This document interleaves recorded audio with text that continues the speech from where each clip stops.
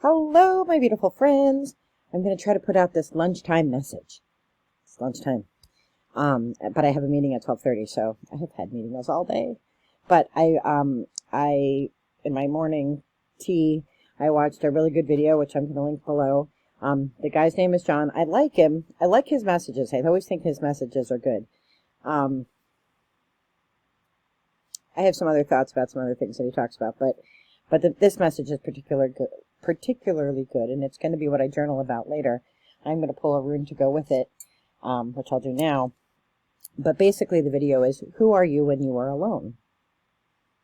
Right? So there's lots of psychology behind this, the ego and all that.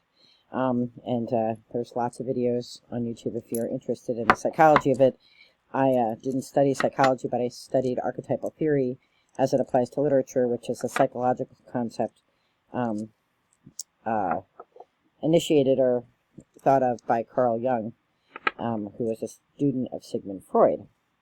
So that just says that no matter archetypal theory, in a nutshell, like I have a whole degree in this, but in a nutshell, it just says that no matter what, no matter how you were raised, whether you were a human raised by a pack of wolves, you know what a mother is, because that's a universal concept in the collective unconscious of humanity, right? So there are certain figures, the crone, the old wise person, the trickster, things like that. So I looked at that in American literature.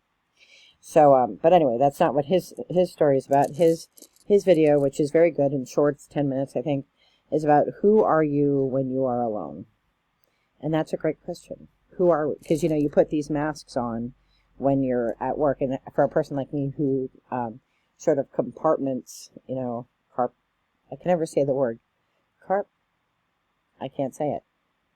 Compartmentalize. That's not how you say it. I can't say the word. I can say it in my head, but I can't say it out loud.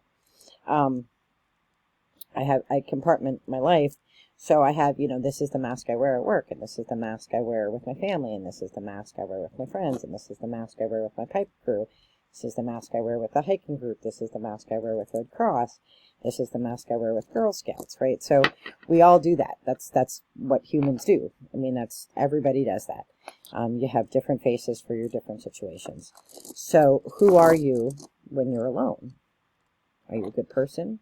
Are you a lazy person? Are you a selfish person? Are you angry? Are you upset? Are you sad? Like, what is your, who are you?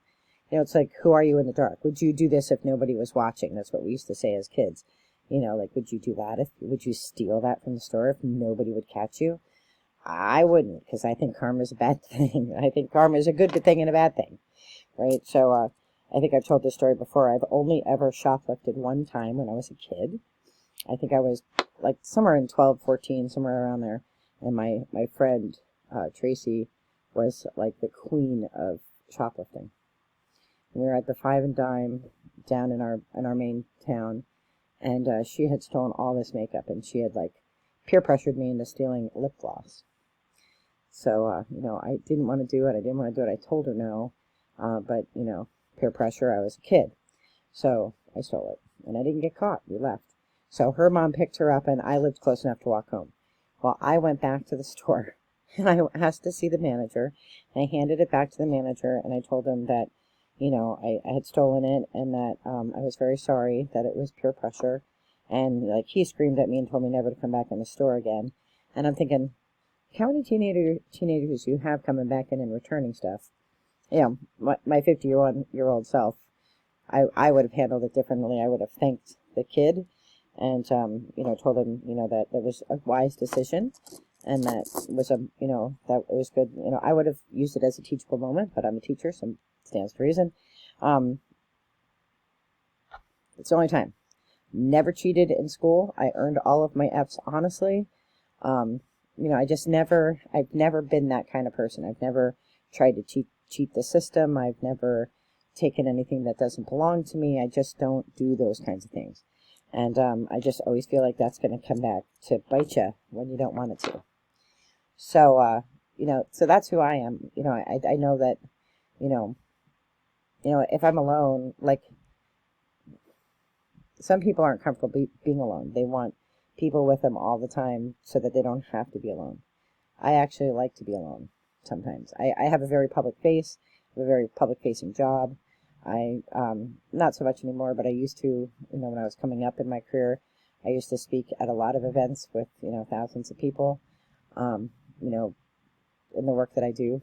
I still do that. I still present a lot of places, but, I try to be the same person in all of the groups. But, like when I'm with my friends, I am a little bit more laid back. When I'm at work, I'm a lot more, you know, professional, I guess. So, but I try to bring light and love in every situation, and when I'm alone, I'm genuinely happy. Like I'm genuinely like, okay. I might be sad. Sometimes when I'm alone, I'll miss my parents. Certainly that happens. I miss my family and friends who have passed on, or friends who have moved on, to different states. And, sometimes when I'm alone, I'll miss people. But I'm okay being alone. I'm okay being in my own skin. And sometimes I prefer it, right? Especially when things are chaotic. Right now, work is chaotic because we have a big thing going on. So I crave those quiet moments. I crave that alone time because I'm okay being alone. But some people aren't okay being alone. And I think John speaks to one of the reason, which I agree with him, is that we feel like we have to earn love. And certainly in my lifetime, I have felt that. I've talked about this before. Growing up, love was transactional. You had to do something and get something, and there was always like a deal, and so you always felt you had to do something or prove something or say the right things in order to get a certain kind of love. So I think, I think it's important that you know that, right? That you take inventory of that. And then you can address it in your shadow work, you can address it in your journal work, you can address it in meditation. So let's pick a rune, just so that we have something to go with that. But I'm going to be journaling about who I am when I'm alone. I'd be interested if you do the same journal prompt, what you come up with if you're willing to share. So this one seems to be pulling me.